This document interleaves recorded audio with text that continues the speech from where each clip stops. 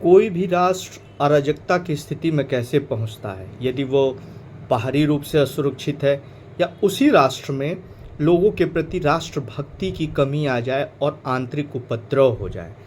भारत की जो प्राचीन सभ्यता है यह पहले से ही सुनिश्चित की कि हमें भारत में कभी भी अराजकता की स्थिति को उत्पन्न नहीं होने देना है, क्योंकि यदि अराजकता उत्पन्न हो गई तो सारा जो व्यवस्था है और सारे जनमानस का जो एक पर्याय और अस्तित्व है वो ख़त्म हो जाएगा और भारत का अस्तित्व ख़त्म हो जाएगा।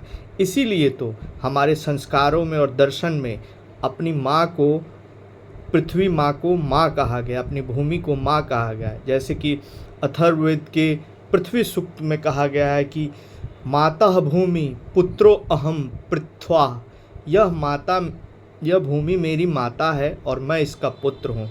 और कोई भी सुयोग्य पुत्र कभी भी अपने माँ के ऊपर किसी भी प्रकार की यदि कोई गलत निगाह हो या उसके संसाधनों का दुरुपयोग हो या उसकी शांति को कोई भी बाहरी आक्रमण शक्ति यदि उसके अव्यवस्थित करती है, तो वो राष्ट्रभक्त बेटा कभी इस बात को सहन नहीं कर पाया, क्योंकि वो सुयोग्य लड़का अपनी माँ के लिए हर प्रकार से प्रयास करेगा कि अपनी माँ की रक्षा करे।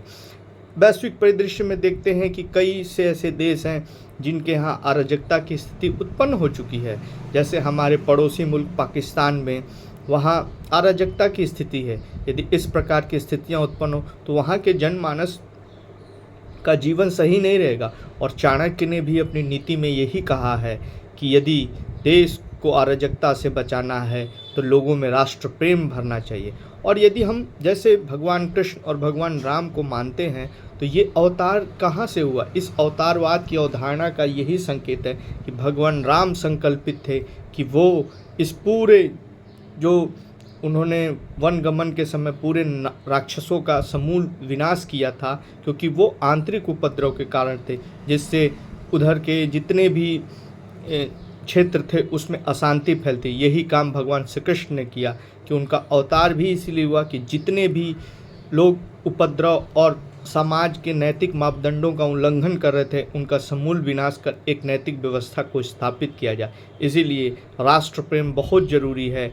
और यदि राष्ट्र प्रेम तभी हो जब हम यहाँ की धरती को एक माँ के रूप में मानेंगे, उसके संसाधनों को उचित प्रकार से प्रयोग करेंगे, तभी हम एक सस्टेनेबल डेवलपमेंट की तरफ बढ़ेंगे। और सस्टेनेबल डेवलपमेंट गोल के जितने भी चीज़ें हैं उसको हम पूरा करें, लेकिन इसके लिए हमें internal security as well as external security और एक बहुत ही बैलेंस अप्रोच, जैसे कि लाइफ स्टाइल फॉर इन्वायरमेंट की तरह चलना होगा। तो उसमें हम इस प्रकार से हर चीज़ को अराजकता से रोक सकते हैं।